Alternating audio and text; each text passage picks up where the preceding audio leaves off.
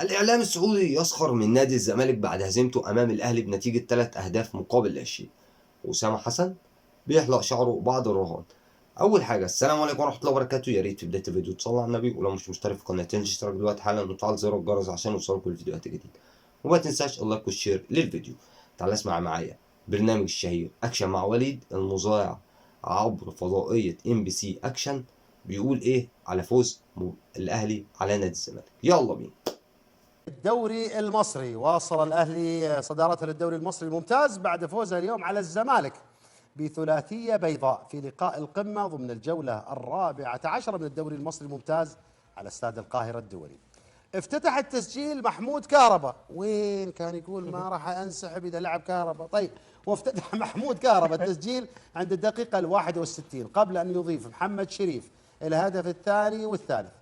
في هذا الفوز ابتعد الأهلي بصدارة الترتيب برصيد 34 نقطة بفارق 4 نقاط عن الوصيف فريق فيوتشر، وتراجع الزمالك للمركز الرابع برصيد 27 نقطة. أحمد الفهيد يشجع اسمنت أسيوط.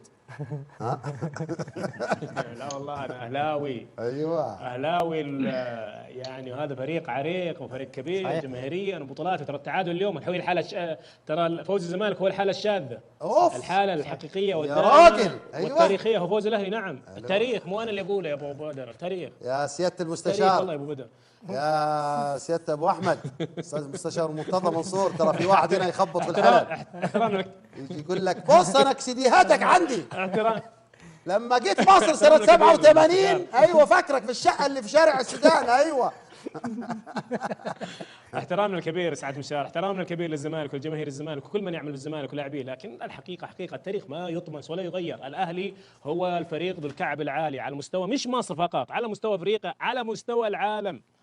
الاهلي حتى في بطوله العالم هو صاحب الميداليه البرونزيه لاكثر من مره. بالتالي هذه اشياء تاريخ لا يمكن ان يحرف ولا يمكن ان يزور، حتى وان حاولت بكل زي ما قلت انت ما تقدر انت تجيب استيكه وتمحي اللي تبغاه وتكتب اللي تبغاه. في تاريخ جوا الملعب يكتب على مدى سنوات. صحيح. التاريخ يقول انه الاهلي الاعلى كعبا، الاهلي هو البطل، الاهلي هو الاكثر جماهيريه، الاهلي هو عملاق الذهب والبطولات. وما يحدث من هزائم هي الحاله الشاذه فقط. يا اخي والله خطير، مبروك للاهلي.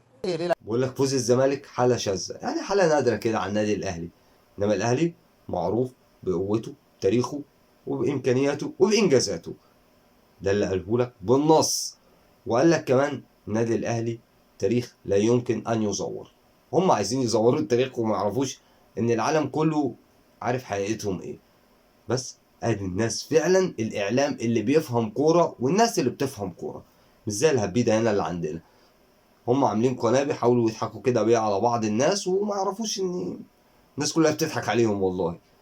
نفس الوقت اتريق لك على المستشار مرتضى منصور، قال لك بص ايه، اوعى فاكر. ايوه يا ابو احمد، في واحد هنا بيتريق عليها هيطلع لك سيديهاتك. ده عارفوك يا راجل.